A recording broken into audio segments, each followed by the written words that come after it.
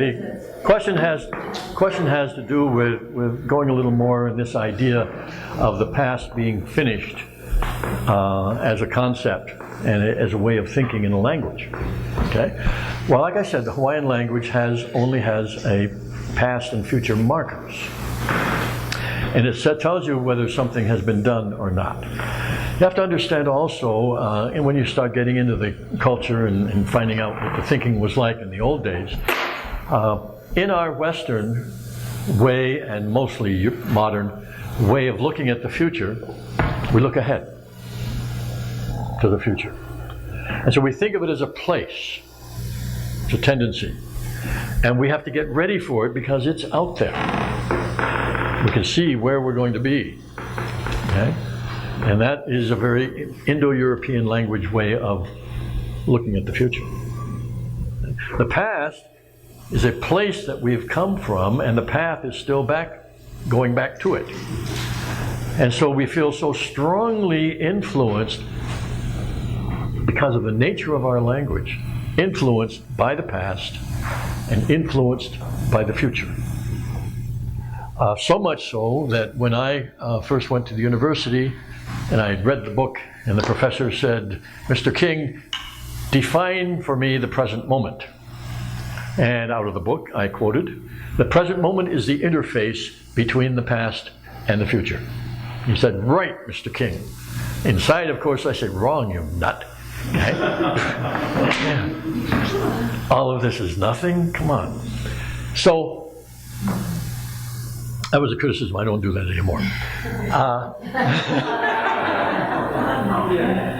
So when we're looking at the Hawaiian way now, here's how totally different it is. And again, influenced by the language. This is the past, because we can see it. That's the future because we can't see it. And this is why among the chiefs, a commoner especially, could be killed if he walked behind the back of a chief, because he was interfering with the future of the chief. That was a death penalty. Okay? Things were harsh sometimes.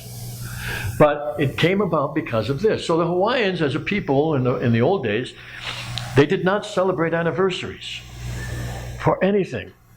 This obsession that the Indo-European people have with celebrating anniversaries of good and bad. Okay? Hawaiians never celebrated anniversaries.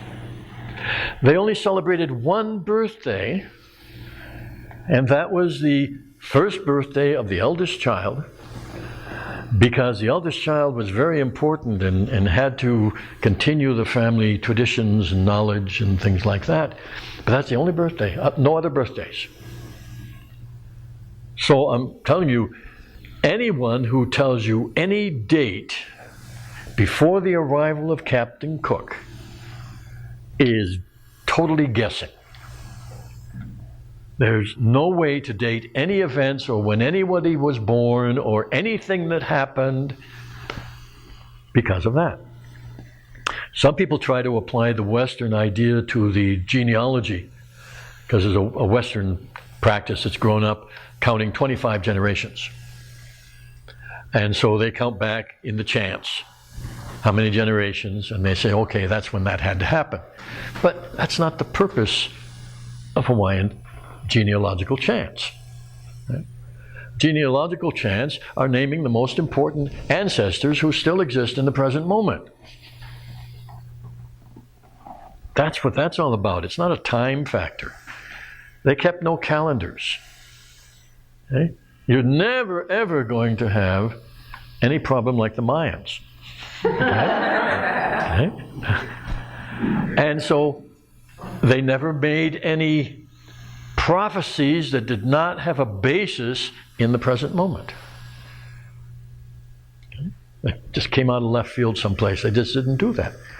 And those are some of the things, and I incorporate some of these ways of thinking to help people get rid of the load that they're carrying about the past and the fears that they have about the future. You don't have to have those. You can do what is appropriate in the present moment to prepare because, probably there's going to be a future, okay, of some kind or another. But you don't know for sure. Just like a beautiful quote in a movie I recently saw, Marigold Hotel, the best exotic Marigold Hotel, okay? She said, all we know about the future is that it will be different, okay? So when you can live like that, here is life. Doesn't matter what your language is. This is the only place where you can do something. This is the only place where you can change something. This is the only place where you can enjoy something. Now you can dwell on a memory, but that's a memory. It exists right now. The memory is not the past. Okay? It exists now too. And there's a lot more fun and a lot more life and a lot more health in living where you live. Okay? Yeah, good. Thank you.